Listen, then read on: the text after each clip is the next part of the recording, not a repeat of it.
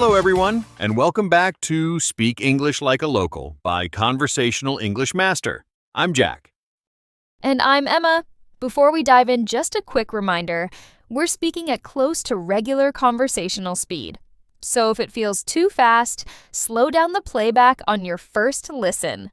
Then challenge yourself at normal speed the second time around. Good idea. You'll be amazed at how much more you catch. So Jack, we're on episode 5 now. That's right. And Emma, I have to ask, how's that SMART goal from last week going? The cooking one? Actually, pretty good. I cooked at home 5 nights this week. I'm really proud of myself, and I actually baked some healthy flaxseed muffins for you. Try one. They look great. I will after the show. I don't want to talk with my mouth full. Anyway, that's fantastic. Setting a clear goal makes all the difference. But here's the thing. Creating a plan is just the beginning. Now comes the hard part, long-term execution. Execution? You mean actually doing the work and sticking to it? Exactly. And in the workplace, execution means maintaining high standards, defending your ideas when challenged, and not settling for mediocre results. So it's about quality and not just getting things done. Precisely. In English, we call this setting the bar. It means establishing a high standard of excellence. And that's what today's episode is all about. Plus, we'll teach you 3 powerful idioms that professionals use when talking about quality at work. These aren't just useful phrases. They show confidence, professionalism, and leadership. And if you're enjoying the podcast, please hit that like button and subscribe so you never miss an episode. It really helps other English learners find us. Okay, let's get started. Let's talk about setting the bar. All right, Jack, what exactly does setting the bar mean? Setting the bar means establishing a standard of quality or performance. When you set the bar high, you're saying, this is the level of excellence we expect. Right. When you set the bar low, you're accepting mediocre or less than good work. So it's like setting expectations. Exactly. In the workplace, leaders set the bar by modeling the behavior and quality they want to see. If you turn in excellent work, actively listen to your staff, and deliver the results you promise, you're setting a high bar for your team. Can you give me a workplace example? Sure. Imagine you're leading a project. You could say, I want to set the bar high for this presentation. Let's include detailed data, clear visuals, and practice our delivery until it's perfect. So, you're telling your team what excellent looks like. Right. And here's the important part. Once you set the bar high, you need to defend those standards. You don't want to let quality slip just because it's easier or faster to do below-average work. That sounds challenging. What if people refuse or take shortcuts? That's where our idioms come in. You need to know how to professionally hold your ground and defend your standards. Let's talk about 3 essential expressions. All right, everyone. If you want to sound confident when discussing quality and defending your ideas at work, we've got 3 essential idioms for you to learn. And before we jump in, we also have something new for you. We now offer a free practice sheet for every episode. You can download it with no email required. Just check the link in the description below. You should also check out the one available in episode 4 on setting SMART goals if you haven't already.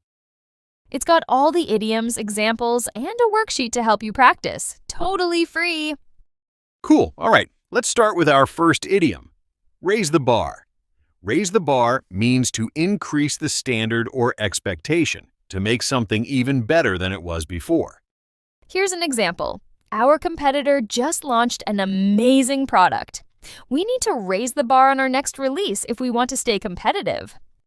Or you might hear a manager say, your work last quarter was excellent. Now let's raise the bar and aim for even better results this quarter. This idiom shows ambition and a commitment to continuous improvement. It's perfect when you want to challenge yourself or your team to do better. Exactly. Now let's move to our second idiom, cut corners. Cut corners means to do something the cheap, easy, or fast way instead of doing it properly. It's usually negative. It suggests poor quality. Right. If someone is cutting corners, they're sacrificing quality to save time or money. Here's an example. I know we're behind schedule, but we can't cut corners on safety testing. It has to be done right. Or you might say, the contractor cut corners on the renovation, and now we have leaking pipes and cracked tiles. This idiom is really useful when you need to push back against bad ideas. If someone suggests doing something the quick and cheap way, you can say, I don't think we should cut corners on this. It's a polite but firm way to defend quality standards. Absolutely. And our third idiom is hold the line. Hold the line means to maintain your position or standards, especially when facing pressure to compromise. It shows you're committed to doing what's right, even when it's difficult. For example, my manager wanted to rush the product launch, but I held the line and insisted we needed 2 more weeks of testing. It was the right decision. Or, when the client asked for unrealistic changes, I held the line and explained why their request wasn't possible. This idiom shows professionalism and conviction. It means you believe in your standards and won't compromise on what matters, even when others push back. Your colleagues will respect you when you hold the line on important issues. Absolutely. Now let's hear all 3 idioms in a workplace conversation. Emma, I'll be your colleague with a bad idea, and you need to defend quality. Ready? Ready, let's do this. Okay, and action. Hey, Emma, I've been thinking, we're running late on this project. What if we skip the user testing phase and just launch? That would save us 2 weeks. Jack, I understand we're behind schedule, but I don't think we should cut corners on user testing. It's essential for quality. But the client is getting impatient. Can't we just do a quick internal review instead? Look, our goal is to raise the bar on customer experience, right?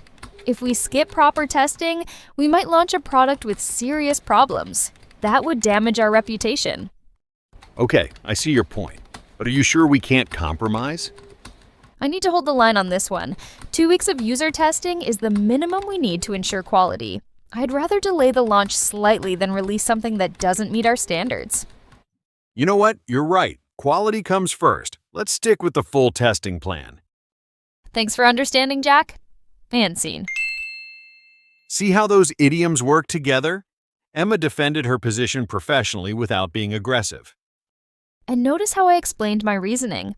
I didn't just say no, I explained why equality matters. That's the key to holding the line effectively. You need to back up your position with solid reasoning. Okay, everyone, let's get practical. We've learned about setting the bar and 3 powerful idioms. Now, how do you actually use this at work? Let's imagine your team is working on a big presentation, but you notice the quality isn't good enough. The slides are messy, the data isn't clear, and nobody has practiced. How do you raise the standard? Here's what you might say. I think we need to raise the bar on this presentation. Our client expects excellence. So let's clean up these slides, double-check the data, and run through the presentation at least twice before the meeting. Perfect. You're not criticizing anyone. You're just saying, we can do better. Or imagine a colleague suggests cutting corners to save time. Maybe they want to skip proofreading a report or use old data instead of gathering new information. How do you push back professionally? You could say, I understand we're short on time, but I don't feel comfortable cutting corners on this. Our reputation depends on accuracy, so let's take the extra day to get it right. Exactly. You're acknowledging their concern about time, but holding the line on quality. Now, let's talk about using these concepts for learning English. Many of you are working hard to improve your conversational skills. How do you set the bar high for yourself? Great question. A lot of English learners settle for good enough. They understand most of what they hear, so they stop pushing themselves. But if you want to sound like a local, you need to raise the bar. What does that look like practically? Instead of just listening to English content passively, you actively practice speaking. Instead of accepting mistakes in your pronunciation, you record yourself and work on improving. Instead of using the same basic vocabulary, you challenge yourself to learn idioms and professional expressions. So it's about not cutting corners in your English learning. Exactly. The learners who make the most progress are the ones who set the bar high for themselves and stick to it. I love that. And here's another tip. Hold the line when speaking English. If you're in a conversation and someone switches to your native language to make it easier, you can politely say, I appreciate it, but I'm trying to improve my English. Can we continue in English? That's a perfect example of holding the line. You're maintaining your standards even when it would be easier to give up. All right, before we wrap up, let's practice these idioms together. Jack, can you lead us through?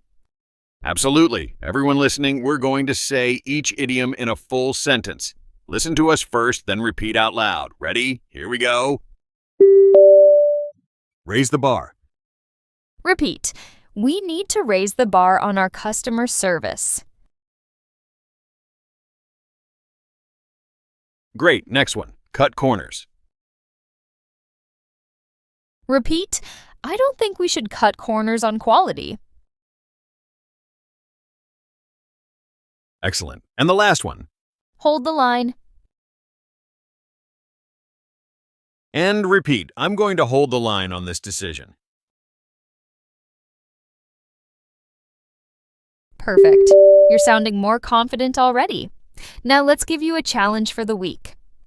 All right, everyone, here's your challenge for this week. We want you to identify one area where you're cutting corners, either at work, in your English learning, or in your personal life. Be honest with yourself. Where are you accepting good enough when you could be aiming for excellent?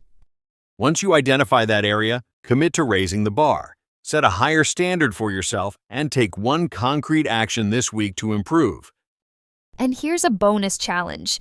Use one of today's 3 idioms in a real conversation. Try raise the bar, cut corners, or hold the line with a colleague or friend. Remember, these idioms show confidence and professionalism. Your colleagues will notice when you use them naturally. And don't be afraid to hold the line when it matters. If you believe in your position, defend it professionally with clear reasoning. You know what I love about today's lesson? It's not just about English. It's about developing a mindset of excellence. When you set high standards for yourself, people notice and respect you for it. That's so true, Jack.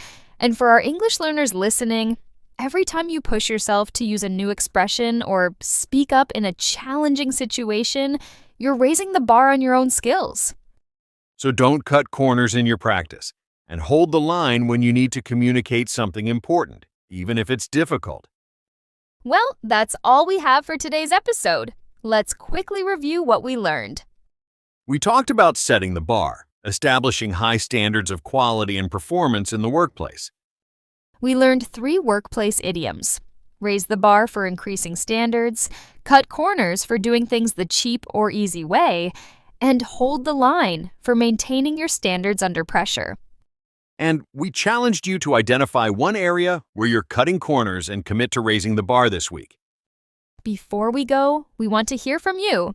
Where are you going to raise the bar in your life or career? Share it in the comments. We'd love to cheer you on. And if you enjoyed this episode, please like and subscribe. It really helps other English learners find the show. And don't forget to download your free practice sheet. The link is in the description below, no email required. Thank you so much for listening. Remember, excellence isn't about being perfect. It's just about striving to be better than you were yesterday. Until next time, keep practicing, stay curious, and don't be afraid to set high standards for yourself. That's how we all grow. See you soon. Bye, everyone.